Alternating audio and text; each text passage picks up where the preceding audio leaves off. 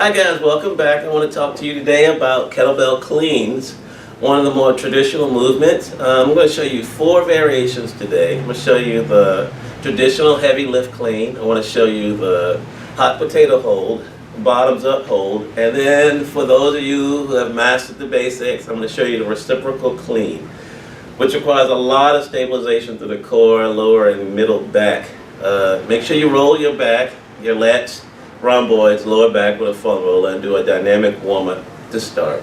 Okay, so I want to introduce you to the kettlebell team today. We have Dennis, my 40 kilogram, 88 pound kettlebell, which I'll be using to do traditionals. We got good old Rochester here, which I'll be using to show you the bottoms up in the hot potato hold. It's 57 pounds or 26 kilograms. And then we got the Smurfs, 45 pounds. I think that's roughly 20 or 22 kilograms. Okay, so I'm going to start with the traditional kettlebell clean. The modality that I use again is off of Kettlebell Athletics, Jason C. Brown out of Philadelphia.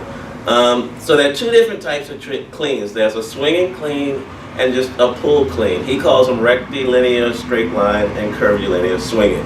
So we're going to start with a rectilinear, straight line clean. Using Dennis here, starting from the bottom position.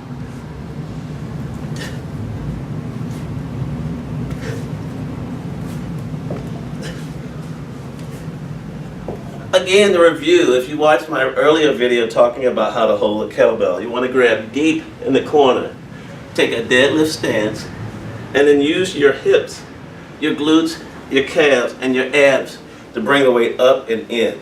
It's very important when you're doing these heavier lifts that you have maximum thrust and you keep the weight close to yourself. The further the weight comes out from your body, whether you're doing it as a swing or as a pull, the more impact you're going to have on your body. So you got to make sure that you keep it nice and clean. Let me show you the curvilinear just for giggles here with Dennis.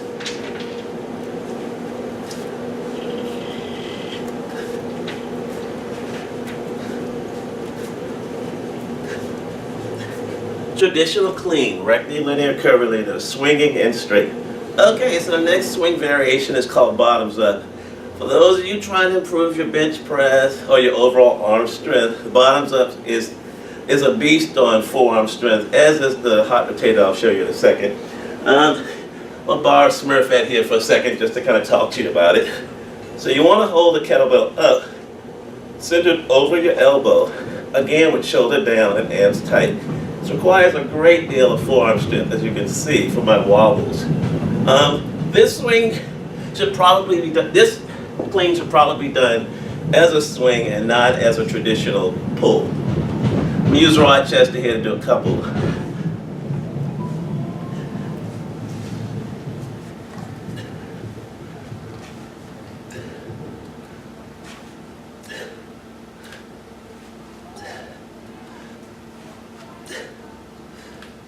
This exercise requires a great deal of middle and lower back stabilization, so it's going to give you a nice V in your back. Also, it helps you work on your forearms, your grip strength, which is important for traditional exercises, bench press, rows, pull-ups, what have you. So, take your time, start with a weight that's lighter than your traditional clean to focus on your form and technique. And if the kettlebell drops, it's too heavy, go down, don't worry about it. Once you develop the grip strength, you'll be able to increase the weight and get the maximum push. The next swing variation is called the hot potato hold. It's another really great one for grip strength, especially if you need tactical strength, rock climbing, bike riding, anything where your fingers grip is important here. The hot potato hold looks like this.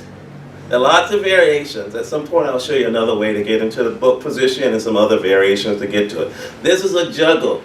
So again, make sure you've mastered traditional kettlebell cleans before you attempt to go into juggles. Again, I'm going to use Rochester here. Hopefully he stays up today.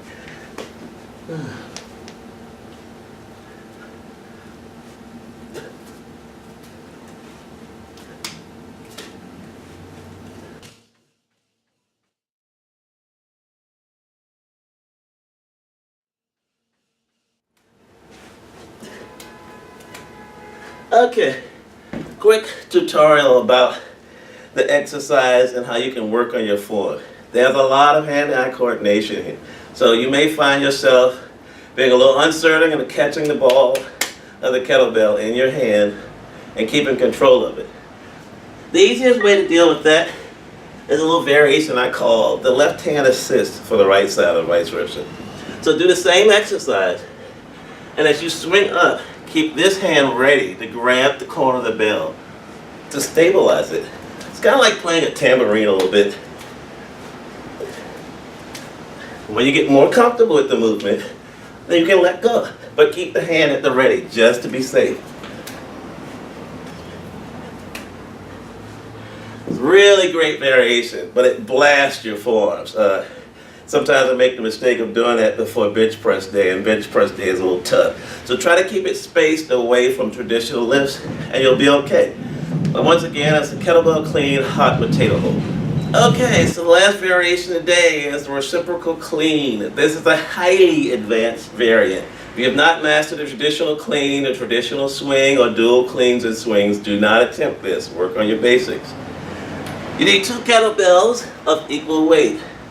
Brainy, somewhere Fred I think here. And pick up both kettlebells in your hang position. Bring one up to clean, and let the other one hang.